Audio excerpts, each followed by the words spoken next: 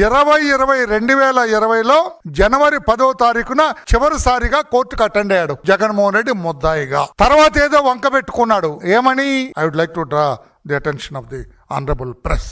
ప్రజలు కూడా, ఈ టీవీలో వ్యూ చేస్తున్న వాళ్ళందరూ కూడా రిక్వెస్ట్ చేస్తున్నా, ఏమని చెప్పాడు ఆ రోజున కోర్టుకి? అయ్యా, నేను ముఖ్యమంత్రిని, నేను కోర్టుకు వస్తే విపరీతంగా జనం వస్తారు, శాంతి భద్రతలకి ప్రమాదం జరుగుతుంది, శాంతి భద్రతలకి ఆటంకం జరుగుతుంది, ప్రజా జీవనం కుంటుపడుతుంది, రాష్ట్ర ఖజానాకు కూడా దెబ్బతింటుంది, డబ్బు ఖర్చు అవుతుంది విపరీతంగా, అందుకని నన్ను కోర్టు హాజరు నుంచి మినహాయించండి అని చెప్పి ఆయన లెటర్ పెట్టుకున్నాడు. నేనైతే కోర్టు ఎందుకు అతన్ని ఓకే అన్నదో నాకైతే తెలీదు.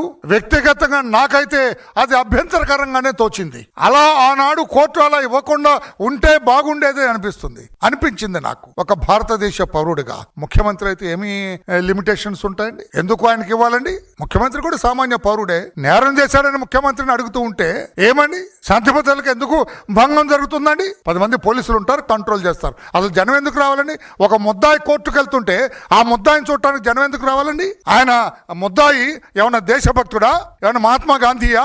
లేకుంటే సర్దార్ వల్లభాయ్ పటేలా? కోర్టుకు వస్తుంటే చూడటానికి ఏమన్నా దేశ సేవ చేసి స్వాతంత్రం కోసం పోరాడి జైలుకి వెళ్తున్నాడా?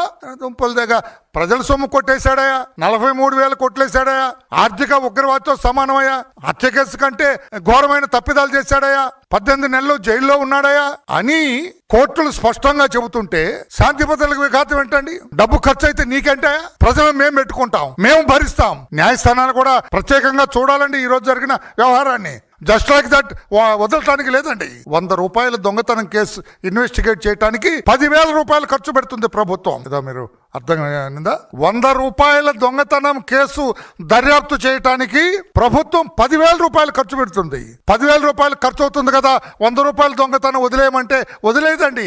చట్టం, వ్యవస్థ ఒక దొంగని దొంగగానే చూడాలా. 100 రూపాయలు దొంగతనం చేస్తే 10,000 రూపాయలు ఖర్చు ఎందుకని వదిలేస్తామా? జగన్మోహన్ రెడ్డి అడుగుతుంది. అట్లాగే ఉంది. నేను ముఖ్యమంత్రిని అయ్యాను కాబట్టి దొంగని అయి ఉండొచ్చు, దోపిడీదారిని అయి ఉండొచ్చు, ప్రజల సొమ్ము కొట్టేసి ఉండొచ్చు. ముఖ్యమంత్రిని కాబట్టి నన్ను హాజరు మినహాయించమంటే అది సభవా?